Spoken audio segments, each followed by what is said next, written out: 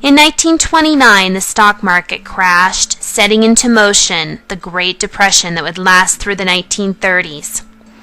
Companies shut down, banks and investment firms closed their doors, workers were left without jobs, unable to pay their bills.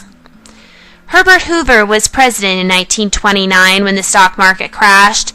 He believed that government should stay out of the economy and that the free market would pull the country out of the Depression. However, as the months wore on, more and more people became unemployed. As a result, families lost their homes. Homeless people formed shanty towns. They had to use scraps to create shelters for their families. These shacks cropped up all over the country and became known as Hoovervilles. People blamed Hoover for not doing more to help those suffering. By 1933, 1 out of every 4 men were out of work.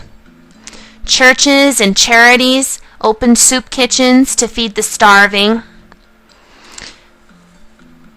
However, children often did not get enough food to eat.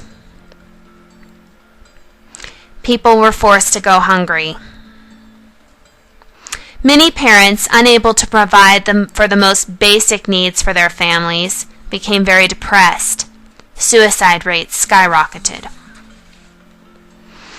Adding to the economic hardship, farmers in the center of the nation endured the Dust Bowl from 1931 to 1939.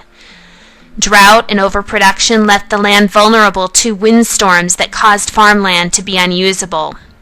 Unable to produce crops and repay their debts, families were forced to leave the area. They headed west to work as migrant farm workers. Farmers escaping the Dust Bowl were known as Okies. Life was hard. This famous photo by Dorothea Lange captures the despair and pain of this young mother who is unable to provide for her children. American author John Steinbeck captured the frustration and suffering as he told his classic novel, The Grapes of Wrath. African Americans were hit particularly hard. Black Americans were discriminated against for jobs and opportunities. During the election of 1932, Democratic candidate Franklin Delano Roosevelt defeated the incumbent President Hoover by a landslide. Franklin Delano Roosevelt is the president that served the longest in office. He was president for 12 years. Few Americans knew that FDR was in a wheelchair. He had been paralyzed as a young man after contracting polio.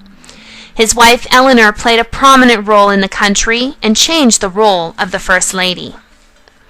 To regain the country's confidence, President Roosevelt produced regular radio broadcasts called fireside chats.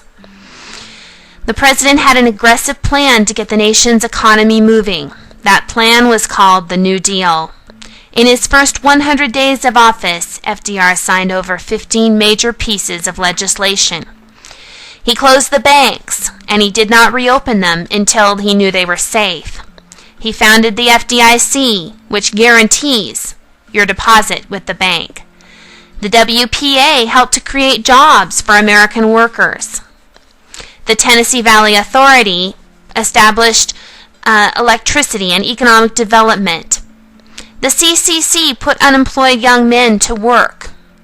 And the Social Security offered a social safety net for the elderly and disabled. Slowly, the U.S. economy begins to improve. However, we're not sure whether it's the New Deal plans or whether it's World War II that actually gets us out of the Great Depression.